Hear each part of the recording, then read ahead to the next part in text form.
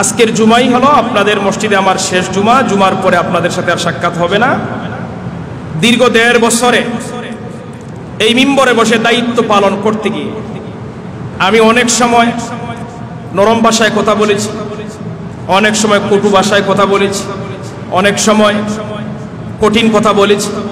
তবে এটার পিছনে আমার কোনো ব্যক্তিগত স্বার্থ ছিল না, এটা দ্বীন ও মিল্লাতের স্বার্থ ছিল। ইসলামের স্বার্থে বলেছি, মসজিদের স্বার্থে বলেছি, মসজিদের পরিবেশ সুন্দরের জন্য বলেছি।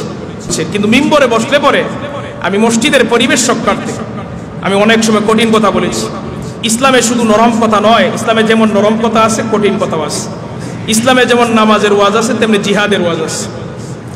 এই কথাগুলি বলতে গিয়ে যদি কেউ কষ্ট পেয়ে থাকেন, এটা কষ্ট রাখবেন না।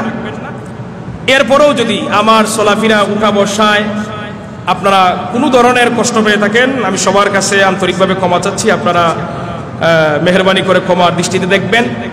পাশাপাশি আমি আপনাদেরকে ধন্যবাদ জানাই। দীর্ঘ 1.5 বছর আপনাদের এলাকায় আমি দেখেছি, আপনাদের এলাকার মুরব্বিয়ানে কেরাম, যুবক, ছোট বাচ্চা থেকে শুরু করে 1.5 বছরের ভিতরে কেউ কোনো আজ পর্যন্ত আমার সাথে কোনো বাজে আচরণ করে নাই, খারাপ কথা বলে নাই।